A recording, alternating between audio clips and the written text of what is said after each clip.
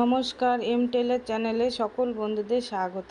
আজকে আমি শেয়ার করছি তোমাদের পছন্দের এই জামাটি খুব সহজভাবে কাটিং এবং সেলাই করে দেখাবো। যারা সেলাই কাজে একদমই নতুন তারাও এই ভিডিওটি দেখলে সুন্দরভাবে এই রকম জামা তৈরি করতে পারবে।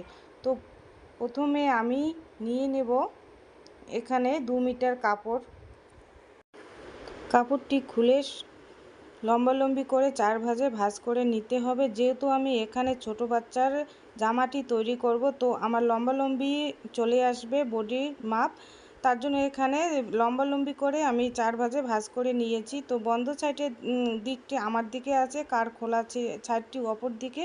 তো এবার আমি শেষতর মাপটি নিয়ে নেব। শেষতর এখানে আছে 11 ইঞ্চি, তার সাথে আমি 1 যোগ করে নিব সেলাইয়ের জন্য। এবার দাগ দুটি মিলিয়ে দিব স্কেলের সাহায্যে। তো এবার হয়ে গেলে এবার আমি নেব পুটের মাপটি। পুট এখানে 5.5 ইঞ্চি নিয়ে নেব। পুট যেহেতু 11 ইঞ্চি, তার অর্ধেক 5.5। তারপরে আমি আরমোলের দিকেও আমি 5.5 নিয়ে নেব। 5.5 যেখানে শেষ হবে সেখান থেকে আমি বডির মাপ নিয়ে নেব। বডি যত থাকবে তার থেকে 4 দিয়ে ভাগ করে যত আসবে নিতে হবে, আর এক্সট্রা 1.5 ইঞ্চি সেলাইয়ের জন্য বেশি নিতে হবে। তো এভাবে দাগ নেওয়ার পর এবার আমি নিয়ে নেব গলার চওড়া অংশটি। গলার চওড়া নিয়ে নিচ্ছি 2 ইঞ্চি। এবার গলার ডিপ, এটা হচ্ছে সামন গলার ডিপ, নিয়ে নেব আমি 4 ইঞ্চি। 4 ইঞ্চি নিয়ে এই দাগগুলি এখন বাক্স করে নিয়ে নেব।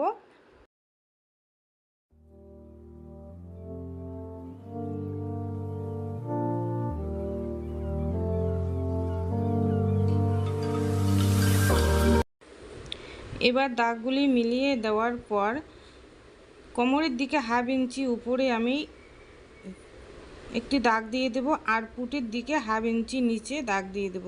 এবার এই দাগগুলি মিলিয়ে দেব। মিলিয়ে দেওয়া হয়ে গেলে তারপর রাউন্ড শেপটি দিয়ে দিচ্ছি। তো এখানে ভালোভাবে দাগগুলি বোঝা যাচ্ছে না যেহেতু, তার জন্য আমি অন্য কালারের একটি রং নিয়ে আবার দাগগুলি ভালোভাবে স্পষ্ট করে দিয়ে দিচ্ছি। তো দেওয়া হয়ে গেলে তারপরে পিছনের গলার পাটটি আমি নিয়ে নিয়েছিলাম 2.5 ইঞ্চি। তো এবার দাগ অনুযায়ী কেটে নিব। প্রথমে পিছন পাটটি কেটে নিব। কেটে নেওয়ার পর তারপর একটি পাট বের করে নিয়ে তারপরে সামন পাটের গলার ডিপ কেটে নেব। তো এভাবে কেটে নেওয়ার পর তারপরে এই পাটটি খুলে নিতে হবে। খুলে নিয়ে তারপর কোনাকুনিভাবে একটি দাগ দিয়ে তার এই দাগ অনুযায়ী কেটে নেব। এভাবে কেটে নেওয়ার পর ছোট টুকরোটি বাদ দিয়ে এবার আমি বড় টুকরোটি নিব। আর একটি পাট আমি এভাবে বের করে নিয়ে নেব, একটি ডান সাইডের দিক আর একটি বাঁ সাইডের দিক। তো আমি মিলিয়ে দেখাচ্ছি। তো এভাবেই মিলাতে হবে। তো কাটিং করা হয়ে গেলে এবার এভাবেই মিলিয়ে নিতে হবে। তো মিলিয়ে নেওয়ার পর তো উপরের অংশটি বের করা হয়ে গেল। এবার নিচের পাটটি আমি বের করে নেব। তো উপরের অংশে আমি 11 ইঞ্চি ঝুলে দিয়ে দিয়েছি। তো এখানে 33 ইঞ্চি ঝুলের জন্য 22 ইঞ্চি নেব, আর এক্সট্রা সেলাইয়ের জন্য 2 ইঞ্চি বেশি নেব। টোটাল আমি এখানে 24 ইঞ্চি নিয়ে নেব।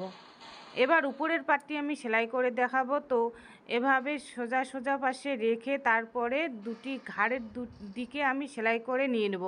সেলাই করার পর তারপরে আমি আড়াআড়িভাবে এই কালো রঙের পাইপিং কেটে নিয়েছি। তো এই কালো রঙের পাইপিংটি আমি উল্টো দিকে বসিয়ে সেলাই করে নিয়ে নেব এক চাপ করে।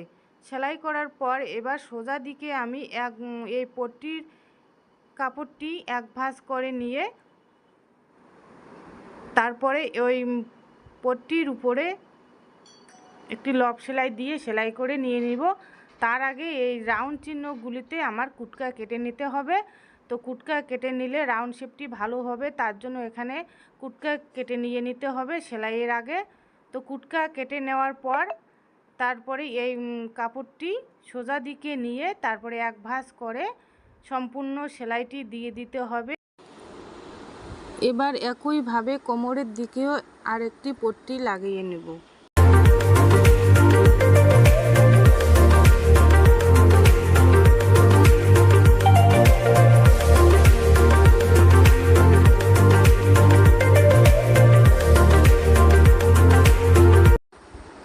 কোমরপট্টি লাগানোর পর কোমরপট্টি এই যে মাথায় একটি আমি ফিতা লাগিয়ে নিয়ে নেব। তো ফিতাটি সেলাই করে নিয়ে নিয়েছি। ডান দিকে একটি ফিতা এবং বাঁ দিকে একটি ফিতা লাগিয়ে সেলাই করে নিয়ে নেব। তো এভাবে সেলাই করার পর নিচের পাটটি কুচি দিয়ে উপরের পাটের সঙ্গে জুড়িয়ে সেলাই করে নিয়ে নেব। তো এইভাবে বন্ধুরা তোমরাও সেলাই করে নেবে। যদি বুঝতে অসুবিধা হয়ে থাকে তাহলে কমেন্ট করে জানিয়ে দিবে। আর যদি নতুন হয়ে থাকো তাহলে প্লিজ চ্যানেলটিকে সাবস্ক্রাইব করে দিয়ে আমার পাশে থাকবে। তো এইভাবে ভিডিওটি প্রথম থেকে শেষ পর্যন্ত দেখার জন্য অনেক ধন্যবাদ। তো আজকে ভিডিওটি এখানে শেষ করছি।